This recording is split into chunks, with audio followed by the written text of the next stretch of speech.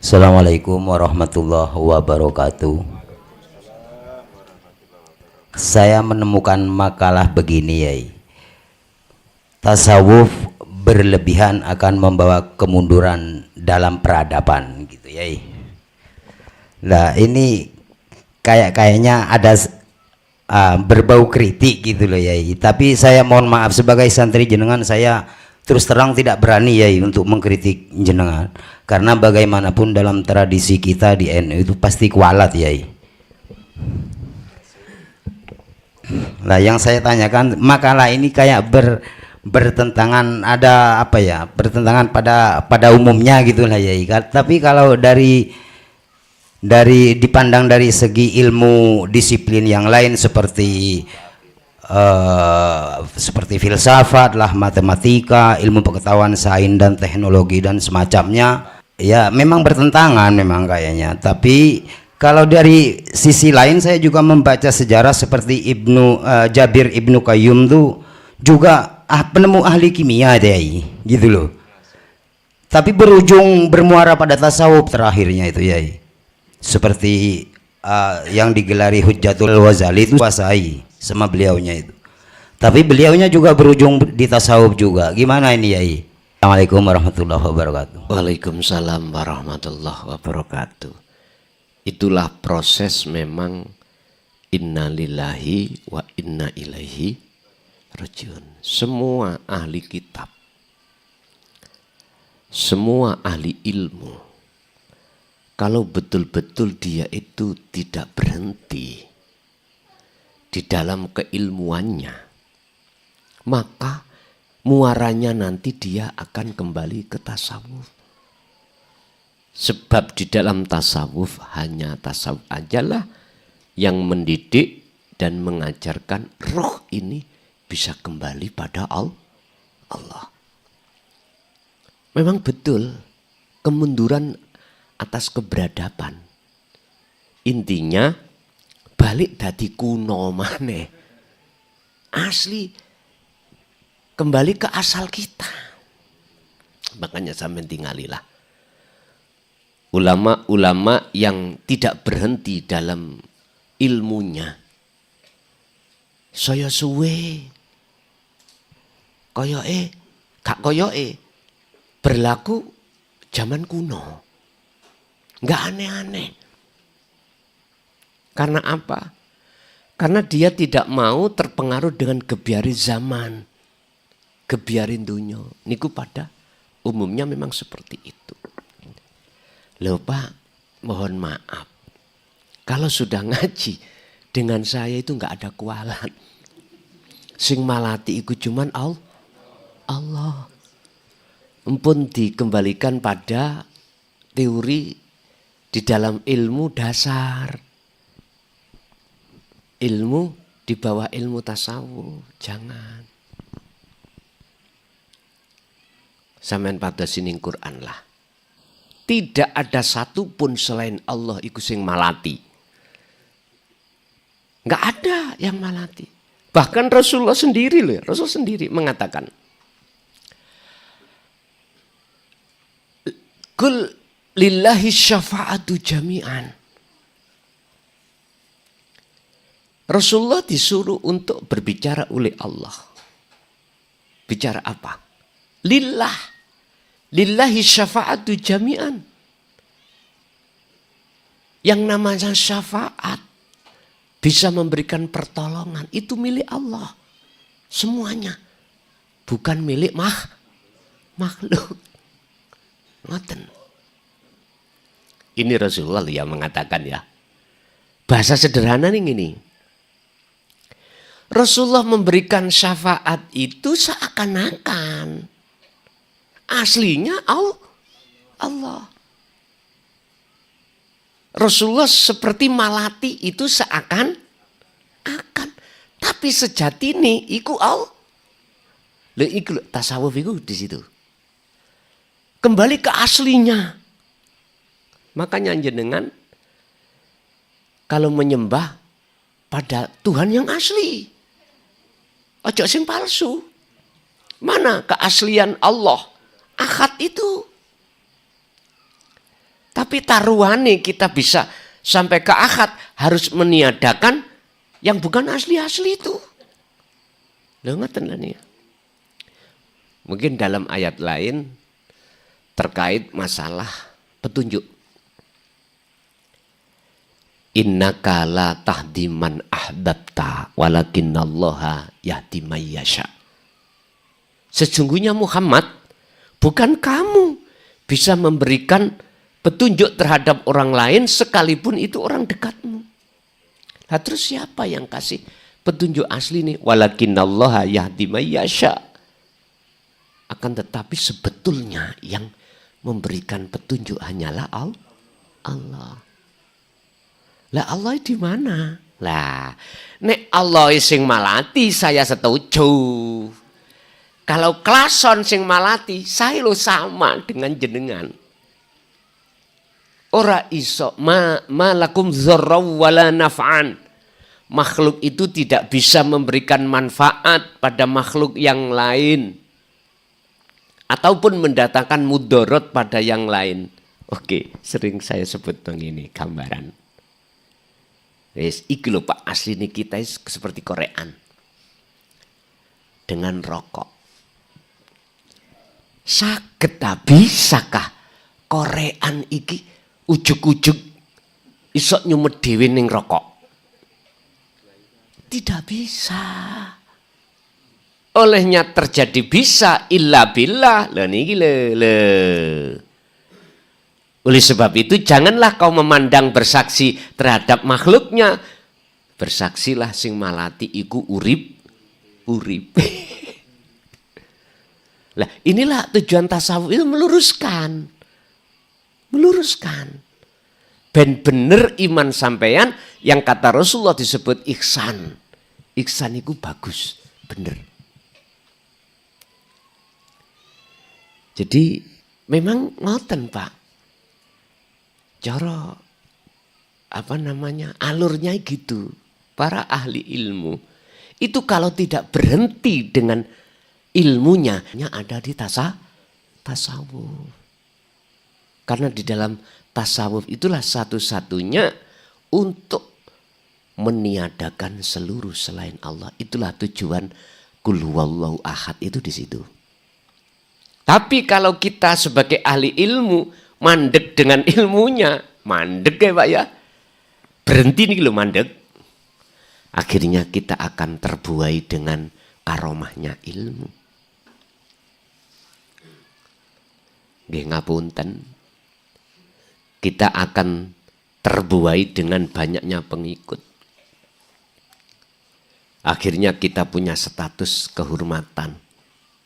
Kalau masih berhenti di situ, akhirnya sampean kali kula gila dengan kehormatan. Wis, nggak ada kemajuannya. Kalau bahasa saya nggak ada mundure nang asal nih lho maksud kula. Tapi memang betul makalah jenengan wau orang-orang yang terus-menerus sampai pada muaranya tasawuf iku kok ya kemunduran keberadab. Memang ngoten. Artinya kembali ke kuno begitu. Nggih, lanjut. Assalamualaikum warahmatullahi wabarakatuh. Mohon maaf Gus, tasik pemula kalau ditangkap. Gimana caranya melakukan zikir sirul asror? Lan apa ada tanda-tandanya kalau sudah melakukan zikir sirul asror? Pertanyaan kedua Gus, gimana caranya bisa bertemu Allah? Lan gimana apa ada tanda-tandanya kita sudah bertemu Allah? Sekian Gus. Assalamualaikum warahmatullahi wabarakatuh. Waalaikumsalam warahmatullahi wabarakatuh. Kita tahu di pelajaran dalam Al-Quran itu ada beberapa kalimat tauhid.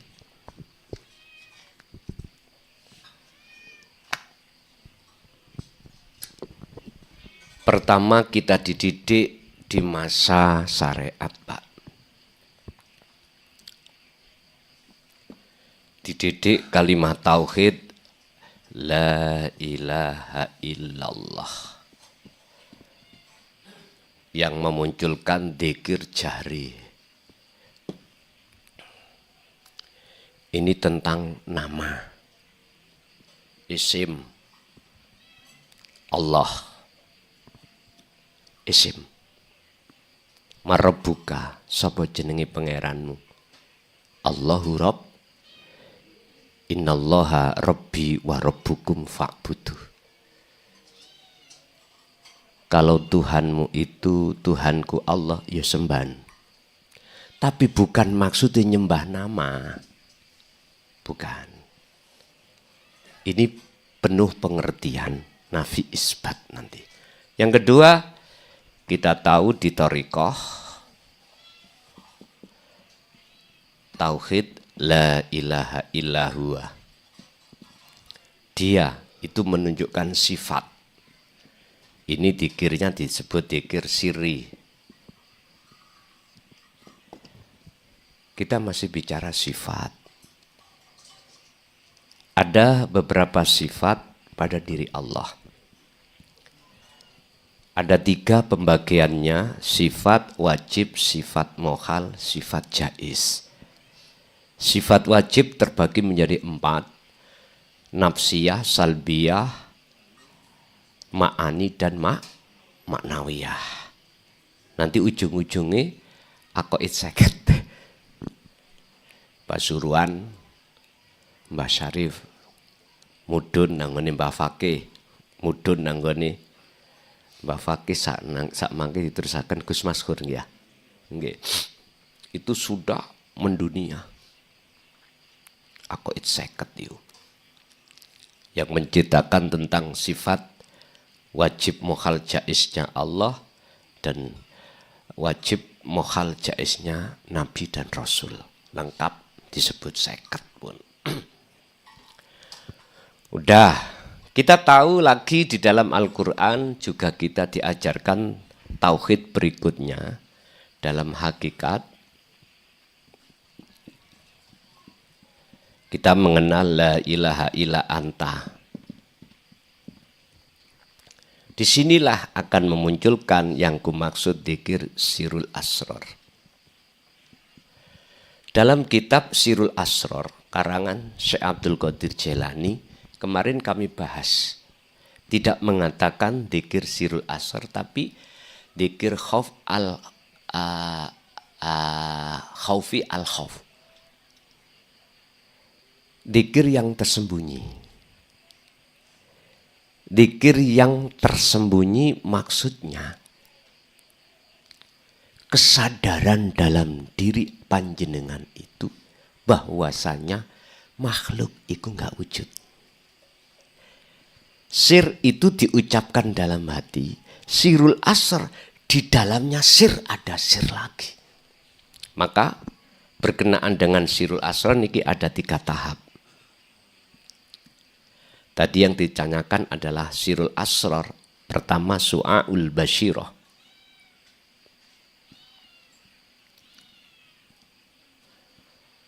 Ini bisa ditemukan di dalam kitab Hikam. Apa su'aul? Rasa. Lalu ainul basyirah. Apa ainul basyirah? Melihat. Terakhir hakul basyirah. Apa? Menyatakan. Artinya apa? Jenengan tidak mengenal waktu dan tempat, wajib untuk berzikir Sirul Asrar dengan memfungsikan pintu yang pertama, rasa. Rasa itu iman. Iman yang dimaksud ihsan. Iman yang ihsan, iman yang benar. Ketika jenengan beraktivitas apapun, hati harus merasakan kehadiran Allah. Allah wujudnya, bukan nama, bukan sifat. Pertama, anta itu kamu, berarti Allah dekat. Nanti dengan begitu Allah selalu terasa dekat dalam diri jenengan. Innallaha ma'ana. Sesungguhnya Allah itu bersetaku. Karena hati jenengan ini selalu mendawamkan atau selalu mengasah zikir, sehingga setiap kali jenengan hati jenengan itu wukuf kolbi dulu. Apa wukuf kolbi? Diam.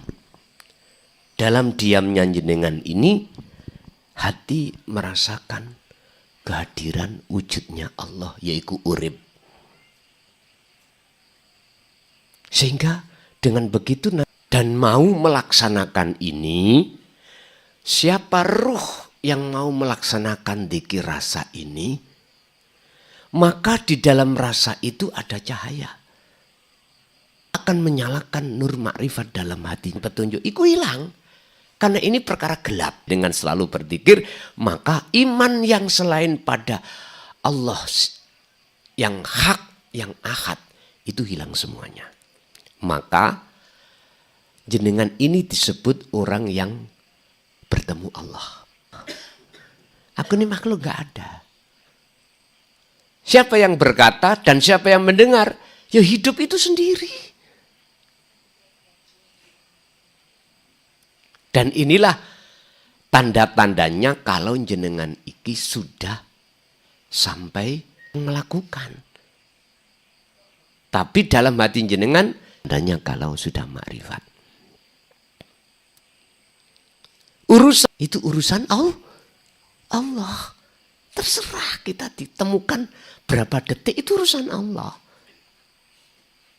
Nanti dikembalikan lagi.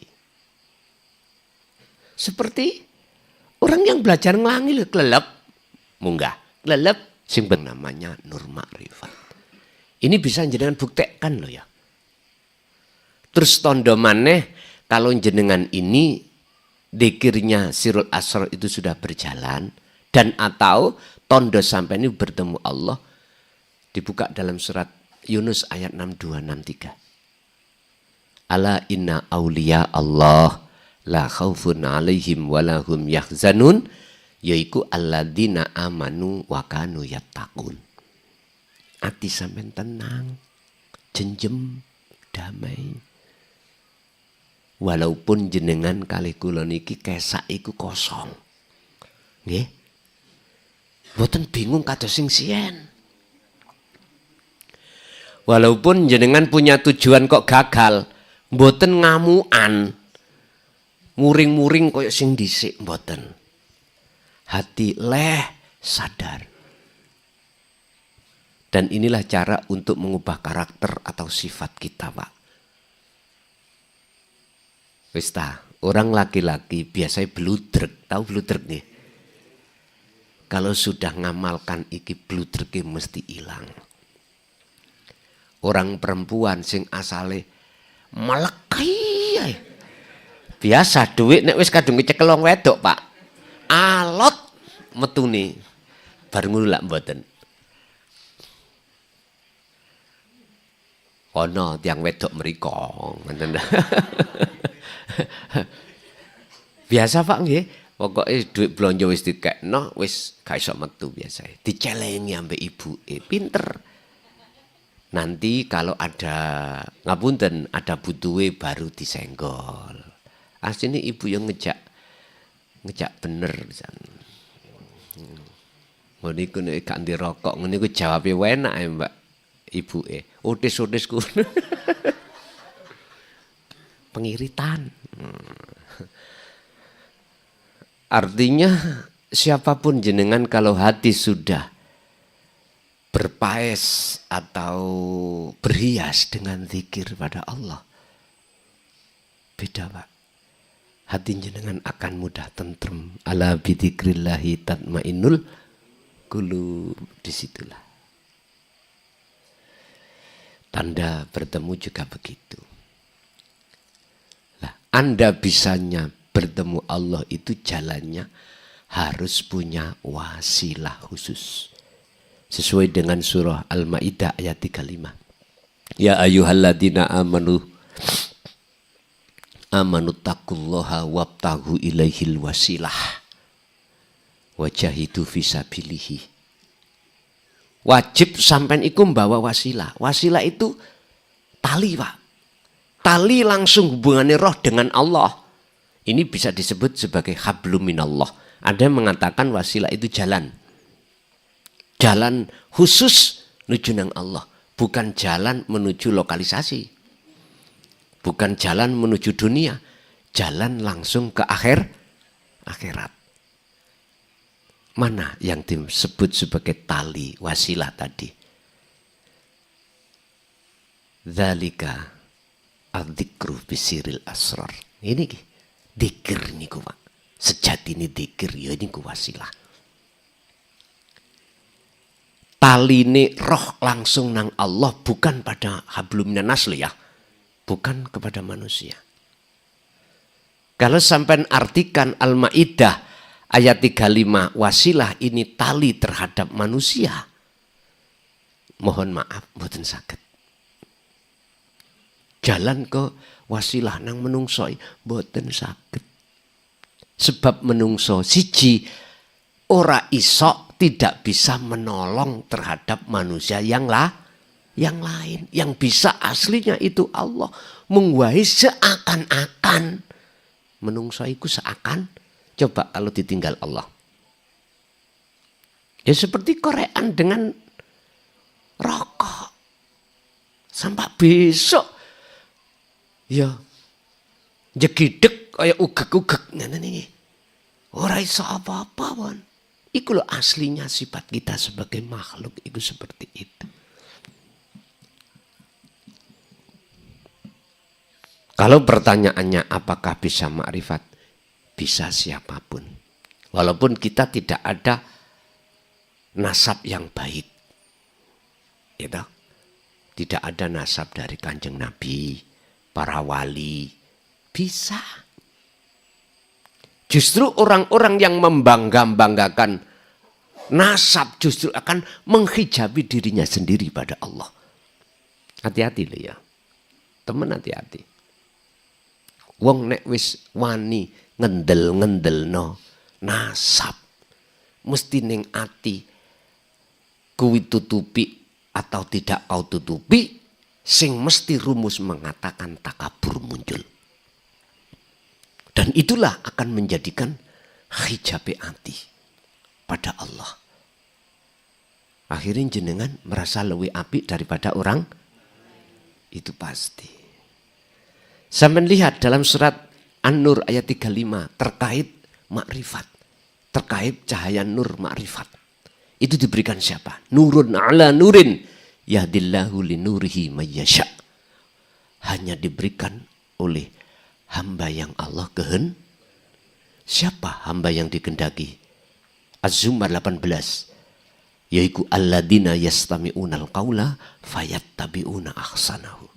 Mereka lah yang betul-betul ketika mendengarkan ajaran Rasulullah di jalur din tauhid, tasawuf tadi ya, dan dia mengamalkannya. Itulah tanda-tanda orang yang dikehendaki. Lagi dalam surat Ali Imran 31, siapa hamba yang dikehendaki? Adalah kul in kuntum tuhibbunallaha.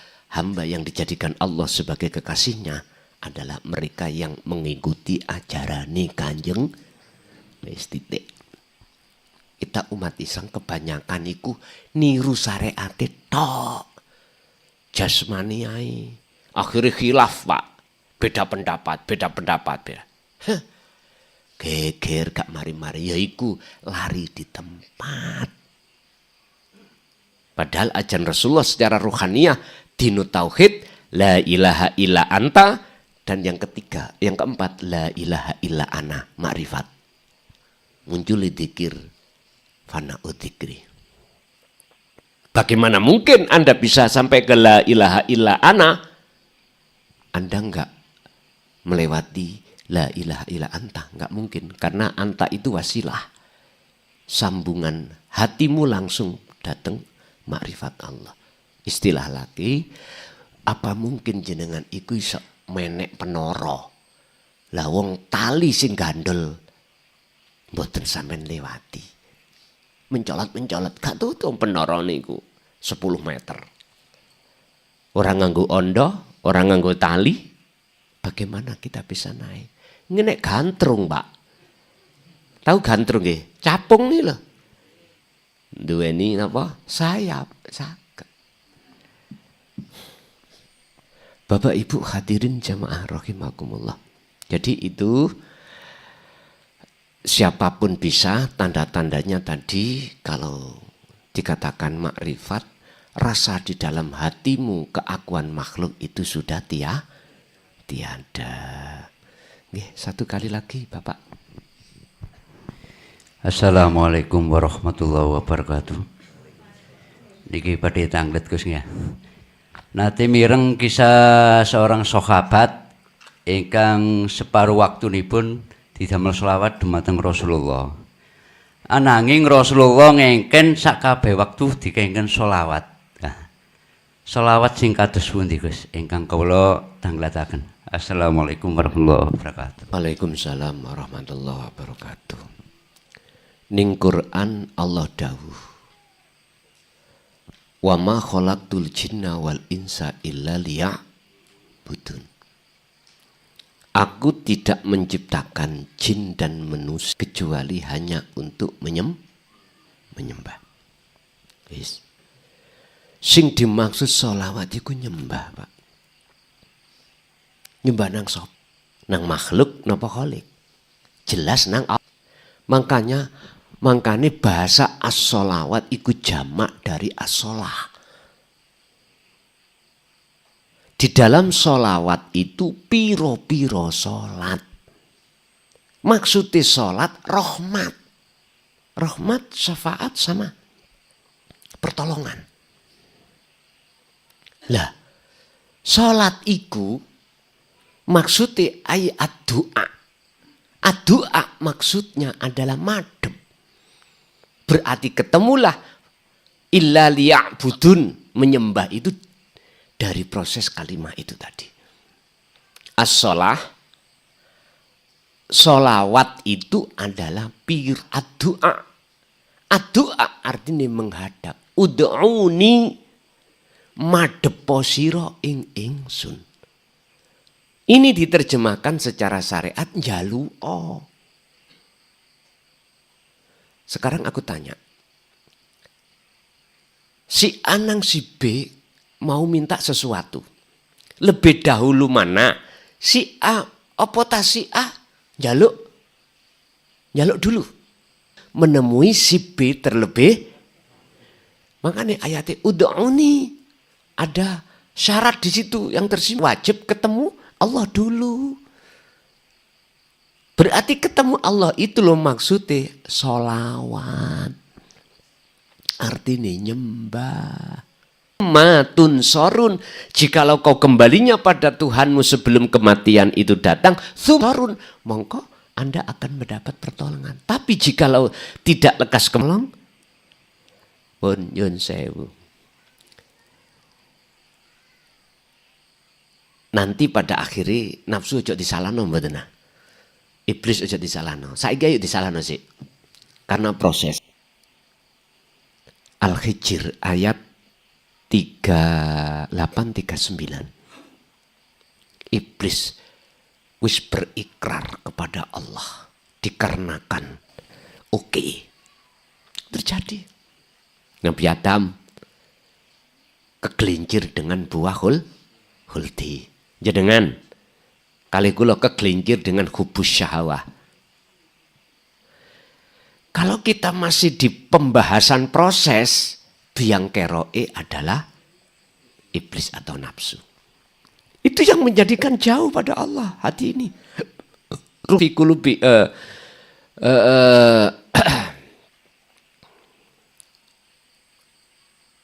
innal ladina kafaru sawa'un 'alaihim a'andartahum am lam tundirhum la yu'minun khatamallahu ala qulub, dikunci ditutup Allah karena mengingkari ajaran itu.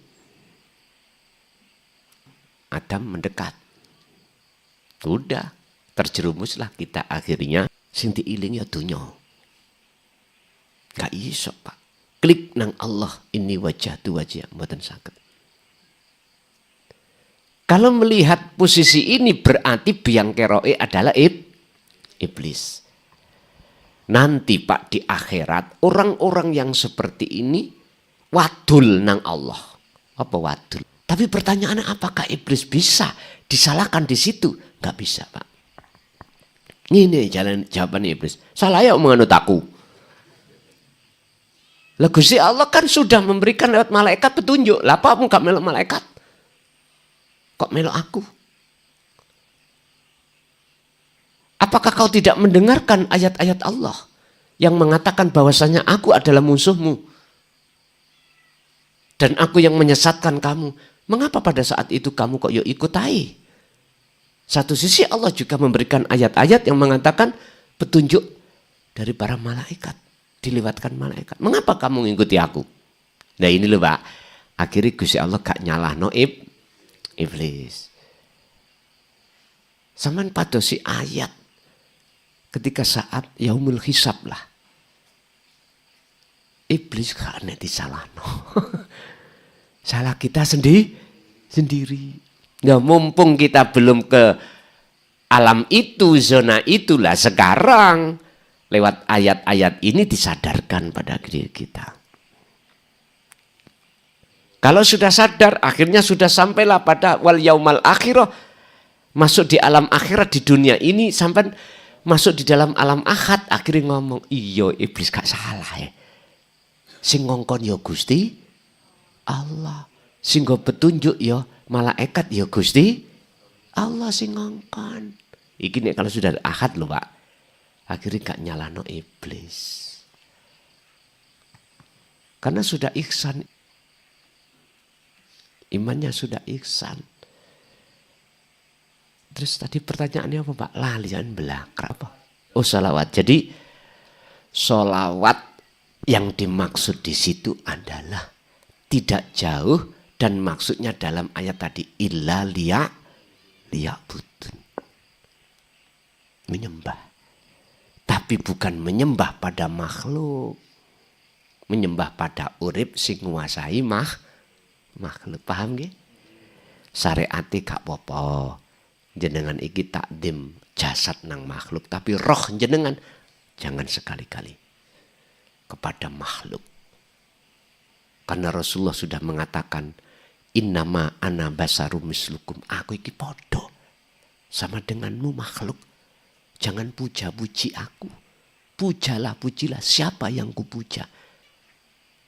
Niki Al-Kahfi ayat 110. Itulah Tuhan kamu sekalian, Tuhan yang Maha Esa. Artinya kita akan mengesakan pada Allah jikalau sudah melewati proses ini, Pak. Nggih. Nggih. Mungkin Ibu ada, Bu? Kalau ada, kalau enggak ada nggih.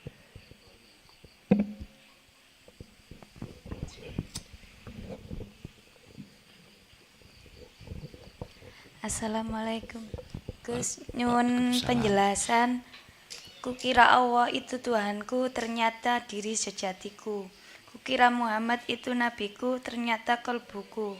Kukira Adam manusia pertama, ternyata saudaraku. Kukira Al-Quran itu kitab, ternyata pedoman yang tertulis di dalam diriku. Nggih. Sampun. Memang kira wis gak salah, Bu. Malaikat Jibril Mukarrabin niku malaikate ya kira.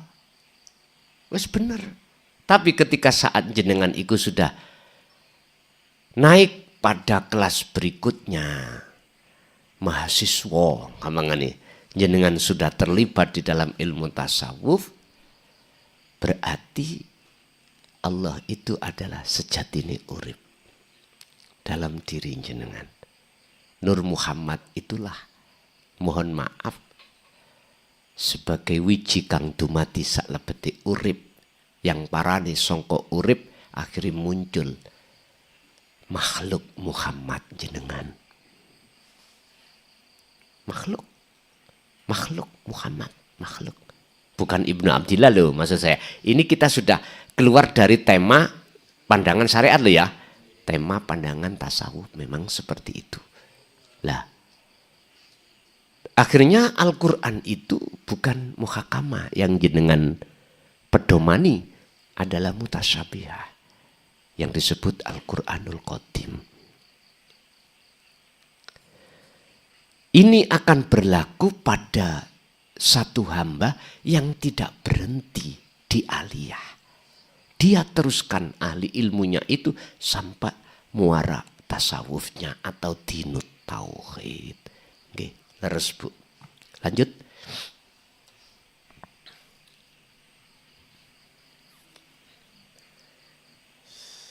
Ada mboten?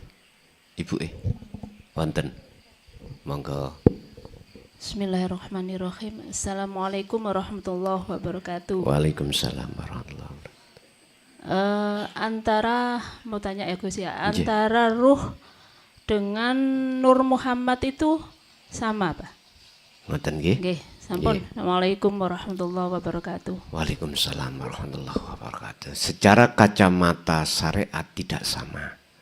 Sebab sak jerone Allah itu ada Nur Muhammad, sak lebeti Nur Muhammad itu ada roh, sak lebeti roh itu ada Insanul Kamil, disebut Muhammad. Ngapunten. Mana yang disebut Nur Muhammad itu? Wiji kang dumati sak lebeti gesang sejatine sel yang terkandung di dalam nutfah itu Nur Muhammad. Bahasa kita sebut wiji, calon jabang bayi. Yang Allah taruh di dalam lauhil mahfud berarti nutfah ini. Nutfah. Nutfah itu mani loh Pak. Jero mani niku kan ada sel. Yaitu Nur Muhammad. Lah, inilah proses nantinya akan menjadi nama roh.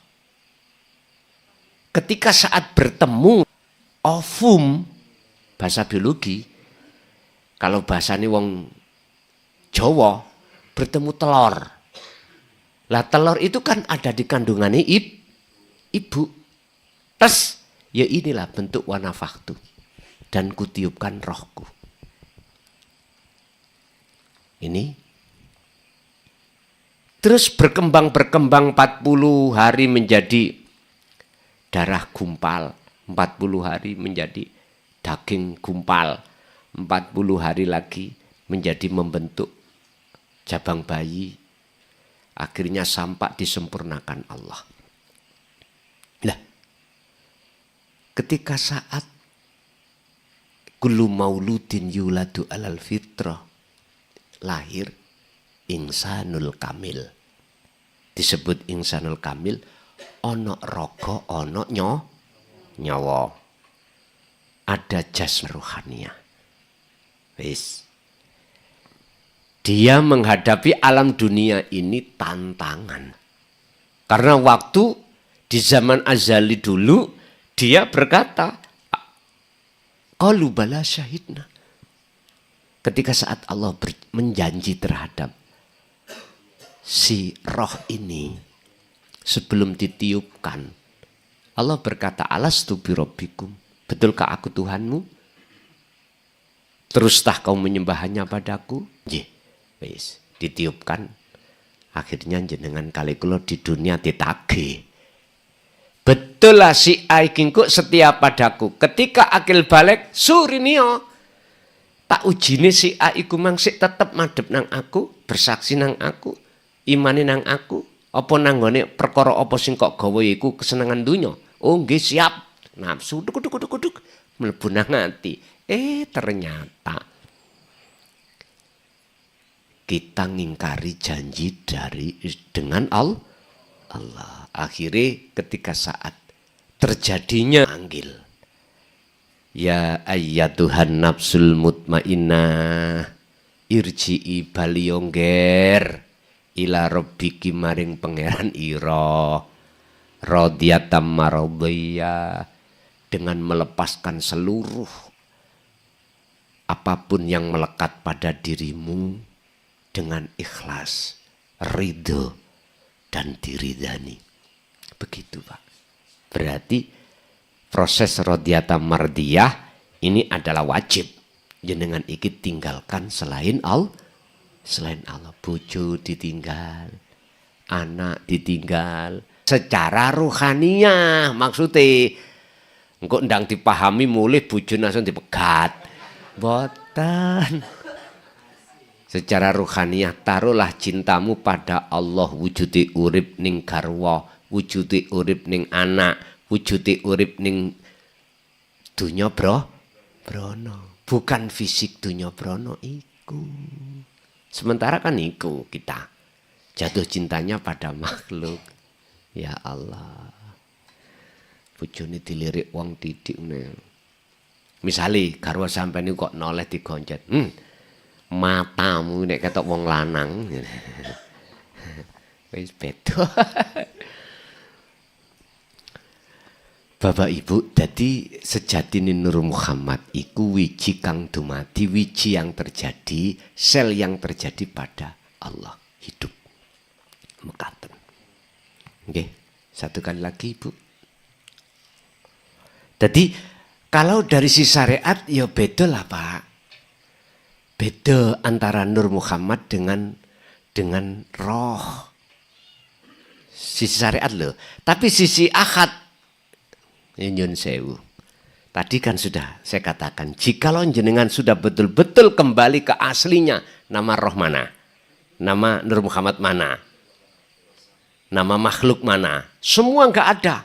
Tinggal nama aku. Nama Allah pun juga enggak ada. Tinggal nama aku. Berarti nek di sini enggak ada beda. La farqa bainahuma. Sudah enggak ada bedanya. Nggih. Lanjut. Kasih wonten Ibu. Cukup. Bapak Ibu hadirin jamaah rahimakumullah. Itulah apa yang Allah berikan pada malam hari ini tentang pengetahuan Dinut Tauhid. Semoga di samping itu juga tidak hanya ngeloberi, manfaati, berkati nang keluarga, akan tapi juga anak putu kita ila yaumil qiyamah. Lahumul Fatihah.